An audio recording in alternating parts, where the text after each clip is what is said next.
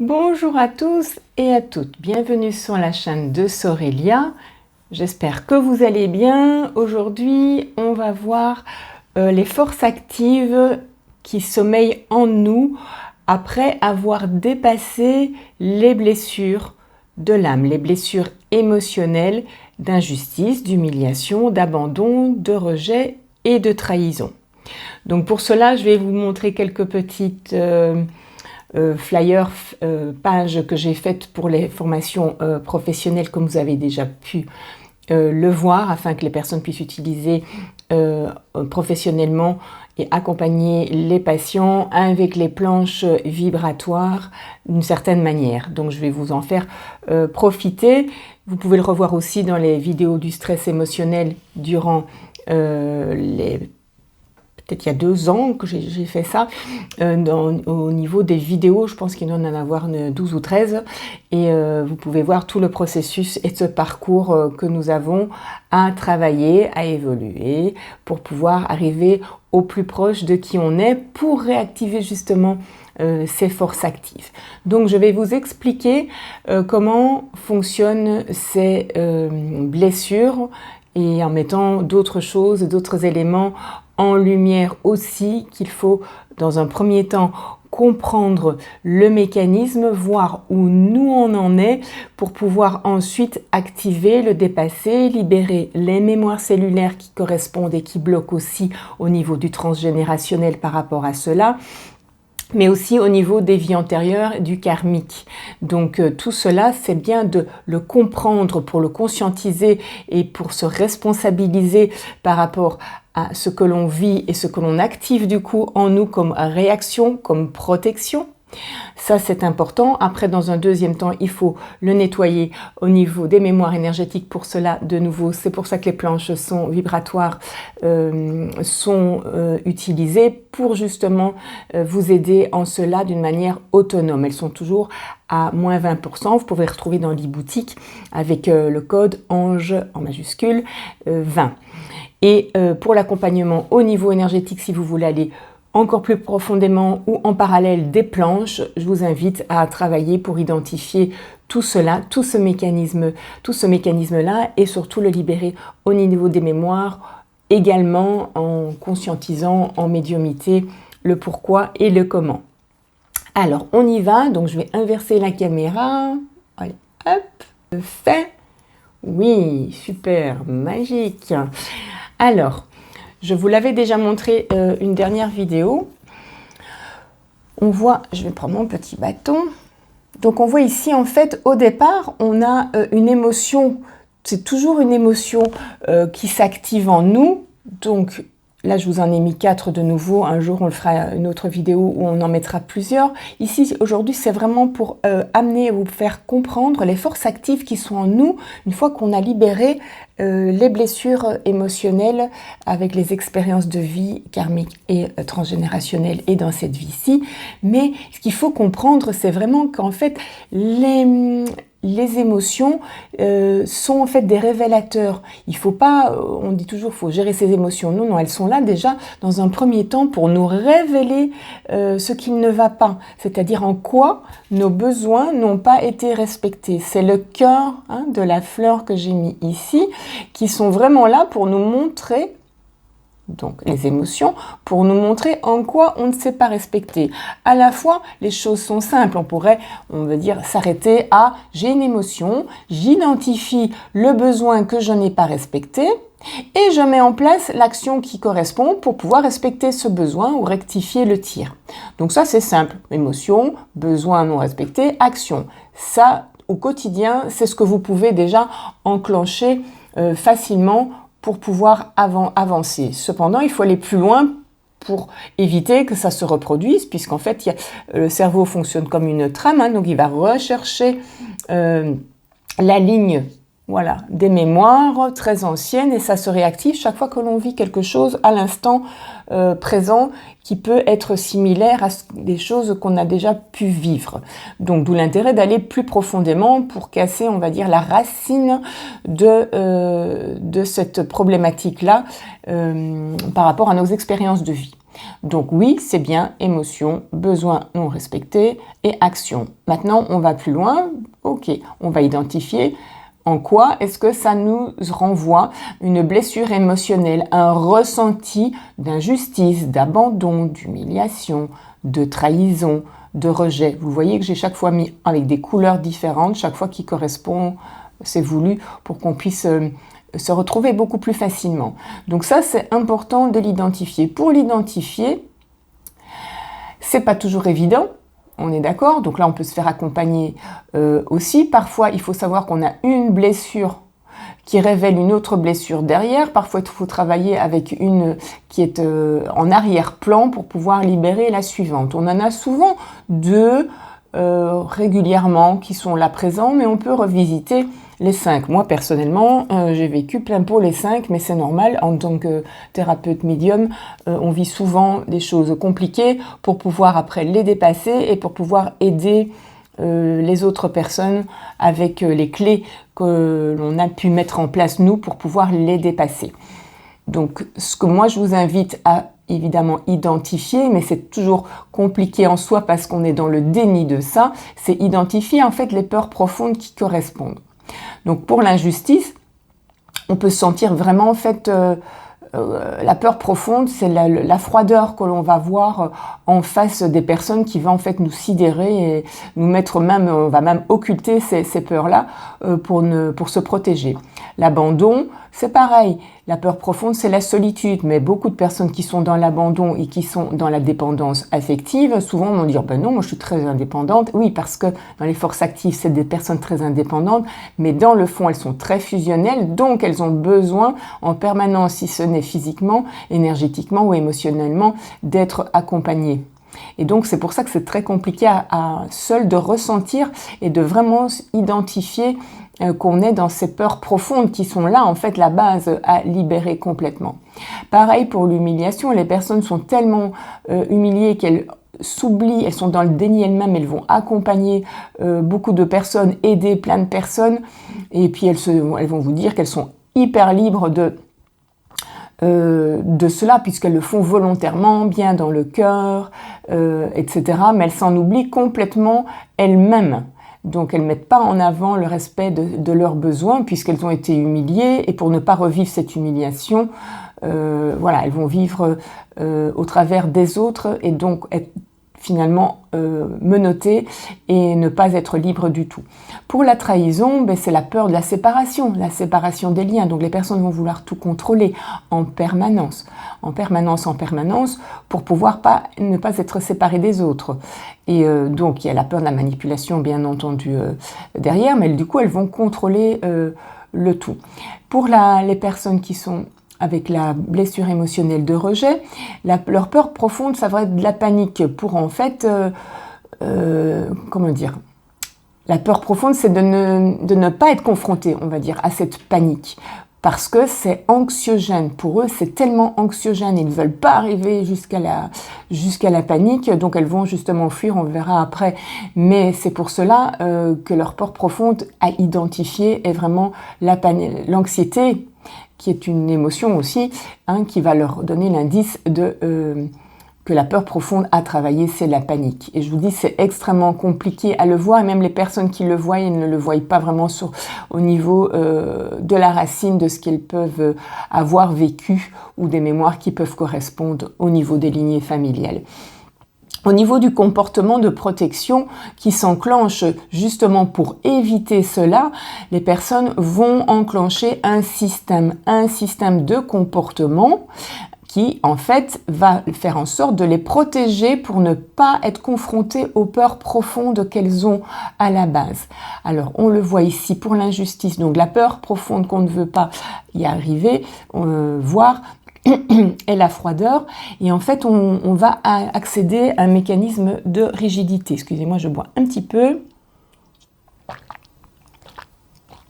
Voilà, donc ces personnes-là vont avoir un mécanisme assez rigide. Et d'ailleurs, ce qui va leur être demandé à travailler, c'est justement la souplesse. On est toujours dans l'injustice, on est d'accord. Alors, pour la personne d'abandon, elles veulent éviter de se rendre compte qu'en fait elles ont peur de la solitude et en fait elles vont avoir un comportement très de dépendance, soit physiquement il faut être avec elles, soit émotionnellement, soit psychologiquement, soit elles vont se mettre un tas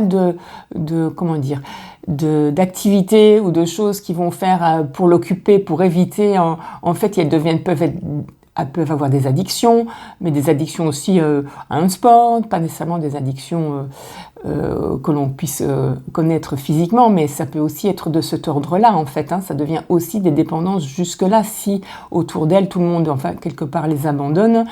Donc ça va en cela. Alors, pour l'humiliation, c'est des personnes qui sont très masochistes, en fait. Donc, elles vont créer des situations, finalement, en permanence, puisque l'estime de soi est complètement annulée. Ça n'existe plus, donc c'est vraiment le travail, c'est de l'estime de soi et de la confiance en soi. Et donc, en fait, elles vont créer des situations d'auto-sabotage et créer des expériences qui vont pouvoir l'amener à être masochiste pour justifier le fait qu'effectivement, elles sont pas assez bien, et finalement, je suis fait, du coup, je vais aider les autres, etc. Donc, pour les trahisons, c'est des personnes qui sont très contrôlantes parce qu'elles ne veulent absolument pas être séparées des liens, même des liens toxiques, même des liens du bourreau, etc. Donc elles vont vraiment essayer de tout contrôler pour voir si l'autre ne ment pas, s'il n'y a pas de manipulation et ce genre de choses. Et pour le rejet, donc on veut éviter la panique parce que derrière c'est l'angoisse et les anxiétés qui sont tellement fortes qu'on adopte un système de fuite par rapport aux gens, aux situations, et on dit non mais c'est bon, moi ça me passe au-dessus, ou bien oui je vais aller voir ailleurs, mais en fait c'est fuir pour éviter de ressentir la panique, l'anxiété et les angoisses. Donc ça sera les mécanismes de protection. Donc tout ce cheminement qui est important, que vous pouvez comprendre, essayer d'identifier en partie. Si vous souhaitez être accompagné, vous pouvez retrouver mes coordonnées pour vraiment aller plus profondément au niveau des peurs profondes. Sinon, en fait, on ne les lègue toujours que d'une certaine manière. Parce que le but, en fait, de tout ça, c'est notre chemin d'évolution, d'accord ? Et on va vivre des expériences jusqu'à ce que nous arrivions vraiment à les accepter et à nous aimer à travers elles. Ça, c'est notre challenge. Mais il faut savoir qu'en fait, tant qu'une expérience, elle va être vécue dans la non-acceptation, donc on va dire dans le jugement, culpabilité, les peurs, le rejet, le contrôle, l'injustice et bien d'autres, on va en fait attirer les circonstances et les personnes qui nous feront revivre ce type d'expérience pour pouvoir le résoudre. C'est notre âme qui nous invite à aller jusqu'au bout du système pour le dépasser. Et jusqu'à ce que l'acceptation, mais même voire l'intégration de tout cet apprentissage d'expérience en boucle va être là, va émerger pour s'ouvrir finalement à notre paix intérieure, à l'amour et le respect de soi, et surtout retrouver en fait les forces actives. Alors ici, pour l'injustice, on va en parler. Pour l'injustice, en fait, les forces actives, c'est-à-dire les forces que l'on a en nous, mais qui ont été écrasées par les conditionnements familiaux, sociétaux, et les réactions que l'on a pu avoir, ont fait en sorte qu'on a perdu des parties de nous-mêmes. On en a déjà parlé, des fragments d'âme. On a des parties de nous-mêmes qui sont en fait mis soit dans un tiroir, soit vraiment laissées dans des lieux, on l'a vu, ou d'autres, et qui nous empêchent d'activer et de simplement refonctionner avec nos forces actives. Alors pour l'injustice, il nous est demandé d'être plus souple, puisque c'est l'inverse du comportement que l'on a là et de la rigidité, mais en fait ce sont des personnes qui ont une capacité à expliquer verbalement très clairement. Elles sont assez enthousiastes en fait, elles sont vivantes, dynamiques, elles n'ont pas besoin des autres pour se sentir bien. Elles ont une grande capacité d'énergie créative, il faut le savoir, elles sont fortes dans la créativité à la base. Et donc elles peuvent aussi faire face à des situations qui peuvent être compliquées, difficiles. Et elles ont toujours un travail qui est ordonné et très précis. Donc au niveau du boulot, elles ont on va dire, ces qualités-là. Donc ça, c'est les forces actives qu'on a tendance à perdre quand on est dans l'injustice. Pour l'abandon, ce qui nous est demandé, évidemment, c'est l'autonomie. A contrario, avec la dépendance, le mécanisme de dépendance que l'on que l'on met en place pour se protéger. Mais en fait, ce sont des gens qui ont vraiment on va dire, ce sont des dons d'orateurs. Voilà, ils ont vraiment la capacité, des conférenciers, à pouvoir expliquer, des professeurs, etc.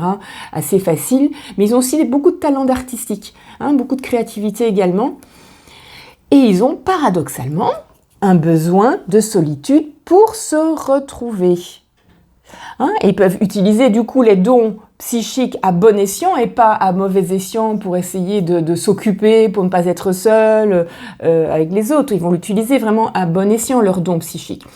Et ils ont des capacités aussi à ajuster l'aide à l'autre. Donc ils vont le faire d'une manière judicieuse et pas d'une manière dépendante ou par intérêt personnel pour pas être seul. Ils vont vraiment activer, ajuster cela. L'aide à l'autre va être aussi pour l'autre dans une communication juste, pas avec un arrière-plan, un intérêt perso.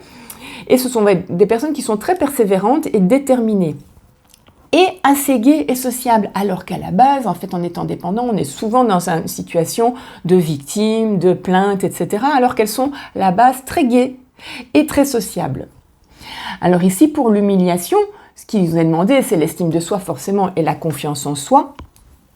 Et ça va être des gens qui sont assez altruistes. Forcément, ils le sont déjà à la base, mais ça va être réajusté. Ils vont être très bons médiateurs, mais sans s'oublier eux, en fait. On est bien d'accord. Et donc, ils vont vraiment avoir un talent d'organisation, d'organisateur, mais avec les autres, socialement, toujours en contact avec les autres, avec cette grande capacité dans beaucoup, beaucoup de domaines, parce que vu qu'ils se sont oubliés totalement dans le mésestime, je ne suis capable de rien, donc je suis masochiste, mais je me donne tout pour les autres. Donc pour les autres, ils activent vraiment beaucoup de facultés énormes de leur potentiel pour l'autre. Et en fait, ils ont, le challenge et la force active qu'il y a derrière, c'est vraiment d'activer cette capacité pour eux-mêmes, mais en réconciliation avec eux-mêmes, mais même pour les autres, pour le travail, mais plus au service d'eux en s'oubliant. Et donc, ils vont respecter leurs propres besoins, et ils vont aussi respecter la liberté de chacun. Donc ce sont vraiment des gens qui sont très sensibles aux besoins des autres à la base, mais ils vont l'utiliser à bon escient et ils auront une grande dignité, une grande fierté, mais pas dans le sens égotique du terme, vraiment dans le sens de récupération de l'estime de soi qui a été enfouie, et je dirais même, une grande manque d'estime de soi, on dirait presque trop peu d'ego, comprenez dans le sens où je le dis, donc parce que il y a le bon ego et le mauvais ego entre guillemets, c'est à travailler, c'est pas qu'il est mauvais, mais c'est qu'il a été activé pour se protéger, et le bon ego, c'est justement se connaître, s'aimer suffisamment, pouvoir se mettre en avant avec l'estime de soi juste, et donc en cela ils sont une grande dignité. Alors on reboit de nouveau un petit peu d'eau. Et pour la trahison que vous voyez ici, donc là, ce qui est demandé, c'est le lâcher-prise. Et oui, forcément, parce que ce sont des personnes qui sont dans le contrôle au niveau du mécanisme de protection. Et elles sont vraiment invitées à lâcher prise totalement, parce qu'en fait, elles ont aussi des talents de parler en public. C'est aussi des personnes qui parlent très très bien en public. Elles sont capables de gérer plusieurs choses en même temps, alors que dans le contrôle, elles sont figées, focus sur le contrôle de X ou X situation, et elles sont en fait capables de gérer plusieurs choses en même temps et d'être vraiment en qualité de chef à décider très rapidement, puis on passe au sujet suivant, parce qu'en fait, habituellement, elles prennent énormément d'énergie à rester focus sur une situation. Elles ont aussi des capacités à déléguer et à aider les autres à se valoriser. Et oui, parce qu'en étant dans le contrôle, elles n'ont plus confiance du tout en personne. D'accord ? Et elles n'ont pas confiance non plus dans leur capacité à discerner qu'il y a un mensonge ou une entourloupe, etc. Donc en reprenant confiance en elles, en cette capacité de discerner, elles vont aussi ça va permettre à ces personnes de déléguer et d'aider aussi les autres à se valoriser et à reprendre confiance au niveau du staff qui est autour d'elles. Et donc, elles peuvent arriver, vraiment dans ces forces actives, c'est des personnes à terme qui ont une capacité de lâcher prise totale. Et oui, paradoxalement, paradoxalement. Et donc elles peuvent s'entourer de bonnes personnes puisqu'elles vont le ressentir en fait. Elles vont vraiment ressentir. Donc dans tout ce mécanisme-là, c'est des forces actives phénoménales.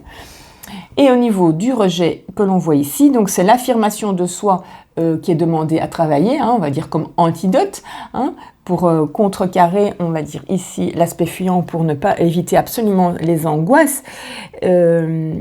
Parce qu'en fait, à terme, ces personnes sous-jacentes, elles ont une force active de réagir en cas d'urgence. Elles ont vraiment cette capacité-là, elles ont une bonne endurance, elles vont être vraiment super efficaces, donc au contraire, elles vont être au front, elles vont pas fuir les situations, elles vont être très débrouillardes et avoir des aptitudes aussi à travailler seules, mais elles vont vraiment en fait être présentes aussi pour l'autre, pour elles-mêmes, et voilà, elles vont pas fuir, tout simplement, elles vont être efficaces et une grande endurance.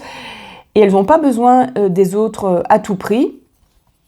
Elles peuvent vraiment être heureuses seules, parce que là, en fuyant, finalement, elles s'isolent et elles sont tristes.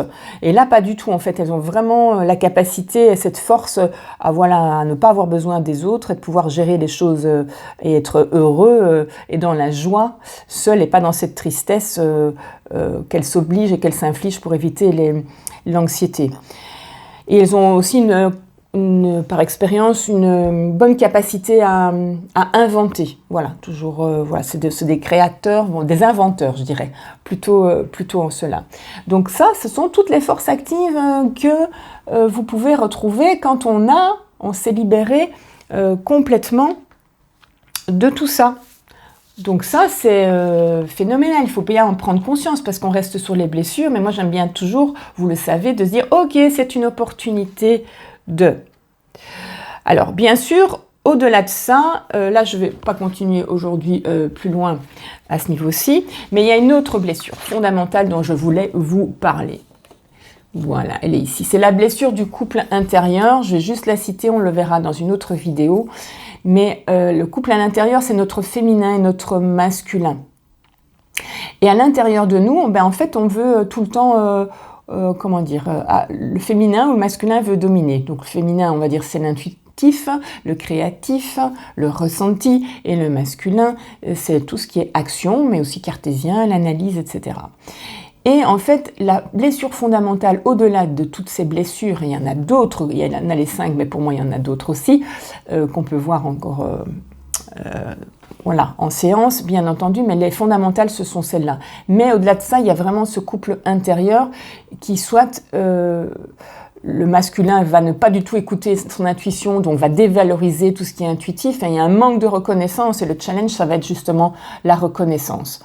Et la problématique va être la dévalorisation à l'intérieur, où on va dire à l'extérieur, on peut voir parfois des femmes castratrices, donc elles vont casser, on va dire, le côté masculin de l'homme, ou inversement, les hommes vont humilier le côté féminin. Mais à l'intérieur de nous, dans notre petit dialogue à l'intérieur de nous, c'est aussi séparé, c'est aussi dissocié.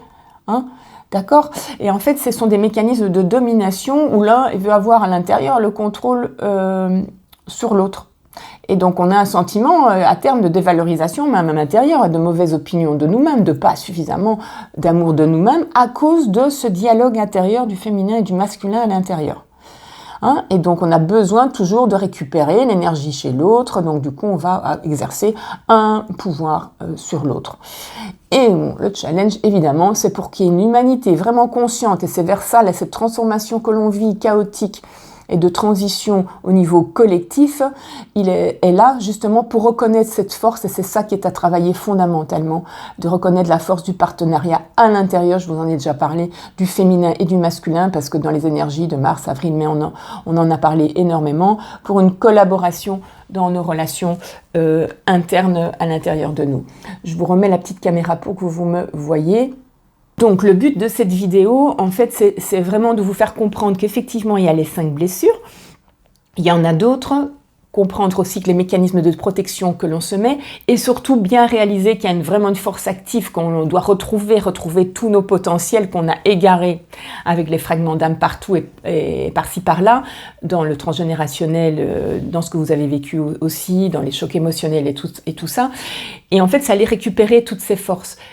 Donc c'est travailler à la fois avec les blessures, mais ça travailler aussi avec les fragments d'âme pour les récupérer. C'est prendre conscience que derrière ça, il y a quand même tous nos potentiels qui ont été mis, on va dire, de côté pour survivre et pour continuer à avancer. Mais il faut prendre conscience du mécanisme qu'on a engendré pour ne pas être confronté aux peurs profondes. C'est hyper important. Et au-delà de ça, donc il y a vraiment aussi la blessure, que j'ai en face de moi. Donc la blessure du couple intérieur qui est hyper important. On fera une vidéo également par rapport à ça pour intégrer vraiment nos deux polarités, vraiment être alignés dans nos décisions, nos choix, ce que l'on voit, et c'est un vrai partenariat. Ok, j'ai ressenti ça, ok, je le mets en action. Tiens, moi j'ai analysé ça et toi t'as ressenti ça, est-ce que l'analyse et le ressenti sont pareils? Ok, on va toujours prioriser. L'un sans l'autre ne peut pas fonctionner si on fait que ressentir, mais que le côté masculin à l'intérieur de nous ne peut pas mettre en action ce que l'on a ressenti, on ne peut rien mettre en place dans la matière. Et inversement, si on est dans l'analyse en permanence, dans l'action en permanence, qu'on ne se pose pas et qu'on n'ouvre pas les oreilles à l'intuition à l'intérieur, on risque d'être au mauvais endroit, au mauvais moment. Donc d'où l'intérêt de cette réunification et de ce travail qui est demandé sur le féminin et le masculin. Mais bien sûr qu'il faut d'abord travailler aussi toutes ces blessures pour pouvoir travailler et terminer ce travail aussi de rééquilibrage par rapport au féminin et au masculin. Donc si vous souhaitez être accompagné justement dans ce move-là, je vous invite à prendre mes coordonnées donc sous la vidéo.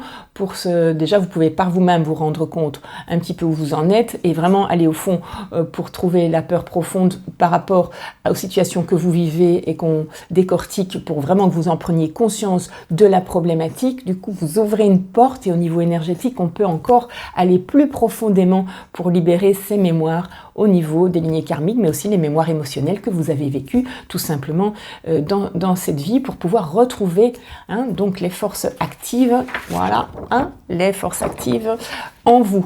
Donc c'est important parce que c'est ce qui est demandé d'agir là où on peut agir sur soi pour pouvoir ensuite rayonner et prendre les décisions justes.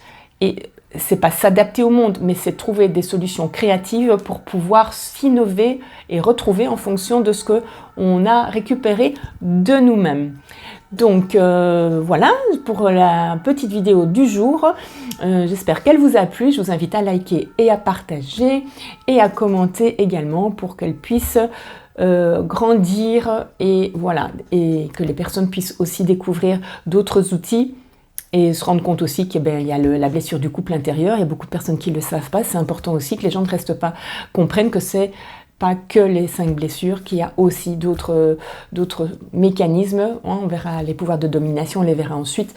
C'est tout un package qu'il faut prendre conscience. Sinon, en fait, on règle qu'une partie de la problématique.